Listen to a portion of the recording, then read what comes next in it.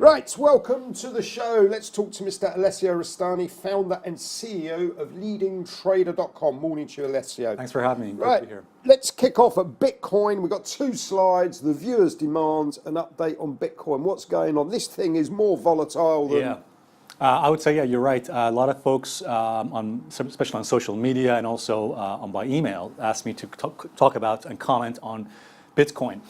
One thing I should bring to people's attention, to folks who are watching this, is that Bitcoin, just like any other market, responds to technical analysis, and by that we mean to charts. So it does work on the Bitcoin. Absolutely. Okay. Especially now that we have some historical data to work with. And if we just take a look at that first chart of Bitcoin, guys, we can see that there are two things I always have on my chart, which is those two lines that you see on my chart, the moving averages. Okay. So the first moving average, the brown line that you see on my chart, is called the 21 EMA, or the 21 exponential moving average.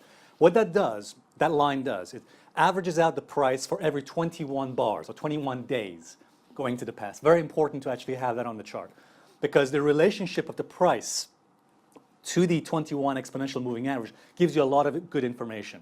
Especially, like, for example, who's in control, what the trend is. So that's really important.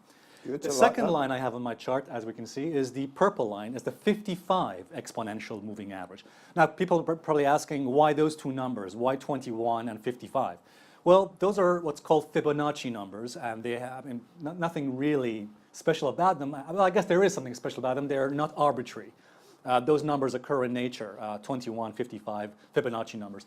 But essentially, the reason why we want to have them on the chart is because it tells us, first of all, what the direction of the major trend is, and also where the support is if we want to look at, for example, buying or loading up on that market. So if we just take a look at that chart, we can see that since July, I mean, all we've been doing, Nick, is really just testing that 21 EMA, the brown line. Every single time we've tested it, every time it's bounced from that level. And those would have been really good buying opportunities. So one little trick for folks who want to trade Bitcoin is that if Bitcoin continues to remain in an upward trend, then pullbacks to those two lines, the 21 EMA and the 55 EMA, can be used as buying opportunities. Exactly, Nick, absolutely, buying opportunities. Now, one thing also just to mention, is that if you go on the long-term chart, I also keep an eye on the weekly chart, which is the next one, by the way. So it works also on the higher time frame, on the weekly. So if we go back all the way to October of last year, you can see that, again, every time the price came back to the 21 EMA, we could have used that as an opportunity to get long, buy more, or wait for it to just bounce from that level and then buy. So you can wait for confirmation. Now, we are seeing some negative divergences, but that doesn't necessarily mean that Bitcoin is going to fall, but it does mean that this trend is potentially beginning to weaken. We've hit the 5,000 psychological mark on Bitcoin. By the way, I want to add one more thing to folks who are watching this chart. If you keep an eye on this weekly chart, people always ask, how do I know when to get out of Bitcoin? Like, for example, at what point should I be getting out or selling my position? I would say probably the best level to consider selling your position, if you have been long on Bitcoin, is if it closes below the 21 weekly EMA.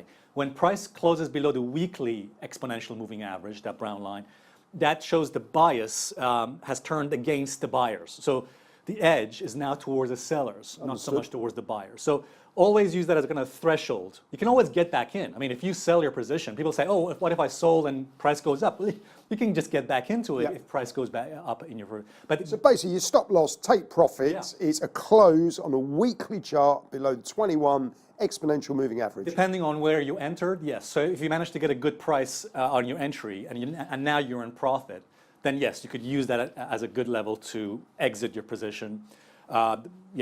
Depending on your appetite for risk as well. But going back just to that previous chart, guys, to the first chart of Bitcoin, I just want to finish off by saying this. So where is Bitcoin potentially heading from here? Well, we've hit the 5,000 level mark. Probably we'll retest that 5,000 level maybe again, although we have got some negative divergences on the MACD. I would say this, look, if we take out the lows of this week, which I think was just the 4,000. If we close below that level or go below it, The next level of support is going to be at 3,750 or 3,700, which is the weekly 55, sorry, the daily 55 Yep. EMA, and the previous lows formed in August. Okay, so that's another level we can potentially consider buying Bitcoin. I'm still bullish on Bitcoin despite the negative divergence. Unless we close, here's the thing, unless we close below the lows of August, I'd stay bullish on Bitcoin. If we close below the lows of August, which I think was at 3,700 level, then yes, it potentially we're heading for a bit more selling, a bit of a correction in Bitcoin prices. But for the moment, stay long. Alessio, as clear as the midday sun in Jamaica. Thank Thank you. you.